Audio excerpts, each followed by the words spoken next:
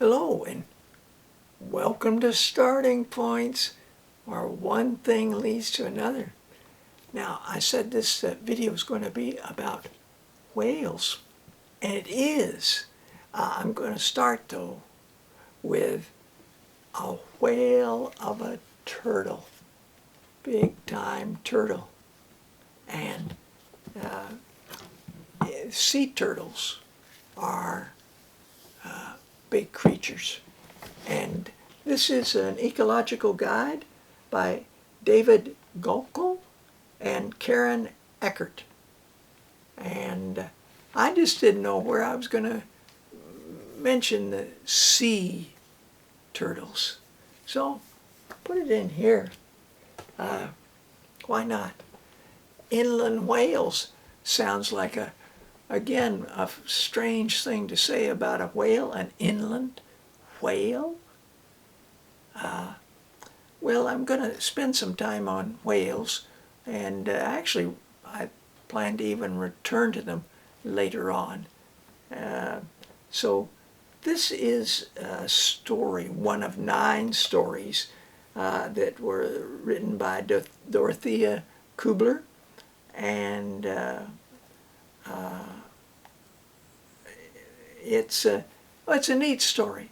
It's a neat story, and how whales really have been around in people's consciousness for a long time. Now, the whales, from a scientific point of view, rather than a mythical point of view, The Year of the Whale by Victor B.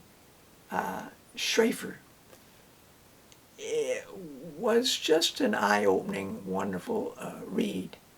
He really, not only does he know what he's talking about, but he's articulate and delightful, and includes other things as well.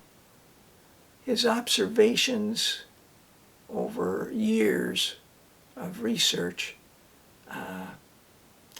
made for a rich telling of a year in a whale's life. Now, from reading this, I noticed that he'd done one on seals. So I got it from the University of Victoria Library, The Year of the Seals. And whereas I've got tons of markers in this, I have fewer markers in this. This was an interesting read. If I was limited in time, I'd go with The Year of the Whale. But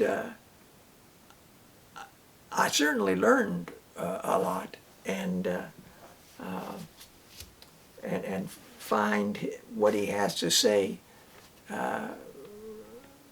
as relevant now as when he wrote it, which was a few years back.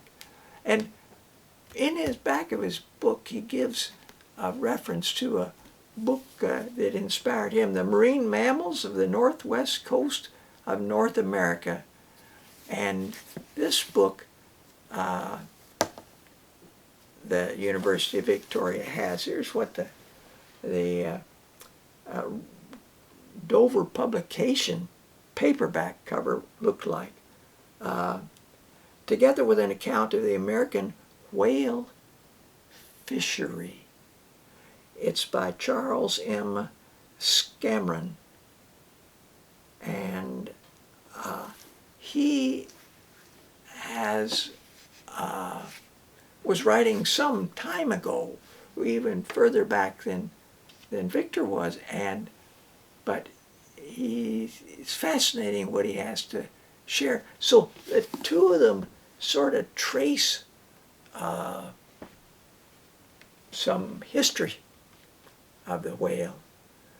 Now, there's a Canadian writer who has written lots of books. Has a TV show for a long while. He was the host of the CBC's Quirks and Quarks. And this book was called Measuring the Earth with a Stick, Science as I've Seen It. And there was a chapter in here. The chapter is titled Brethren Below. I shouldn't say a chapter, and I should say an essay. Now, it's about the beluga whale. Now, I saw a National Film Board film about the way that the Quebec fishermen had for years built a weir and trapped the design of their weir was such that the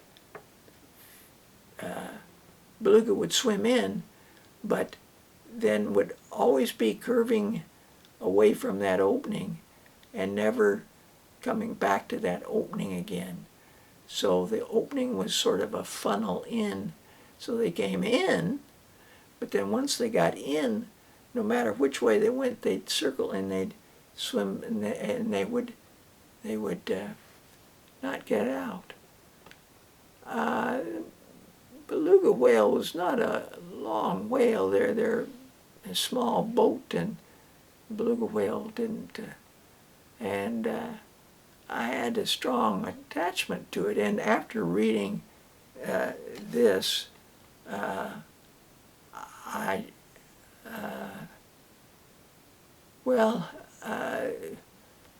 I was very moved, and work has been done to try to belugas of the St. Lawrence are more susceptible to contamination because, unlike the other whales who migrate from the ocean every year, they live in the area year-round, which gives them greater exposure to polluted water. They also eat fish, which accumulate toxins on their own. So even if the chemicals are at low levels in the water, they are concentrated in animals higher up the food chain, a process called biomagnification. By the time you get to the whales at the top of the chain, belugas are getting quite a high dose of toxins every time they take a meal.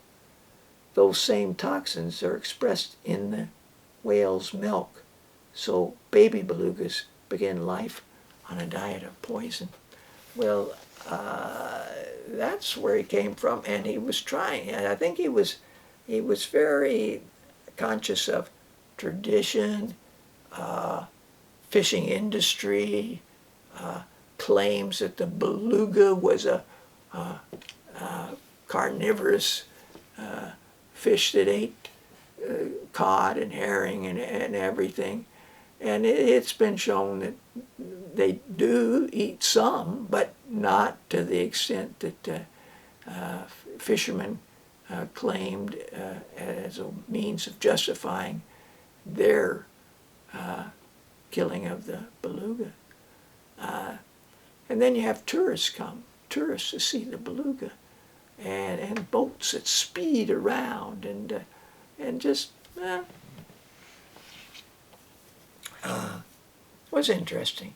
Now, one other book that Victor recommended was a book by James Thurber called Lanterns and Lances. And in particular, he pointed to an essay in there called Here Comes the Dolphins, which was a delightful essay, and that's what I'm going to look at next time. So thanks for joining me. Until next time, bye for now.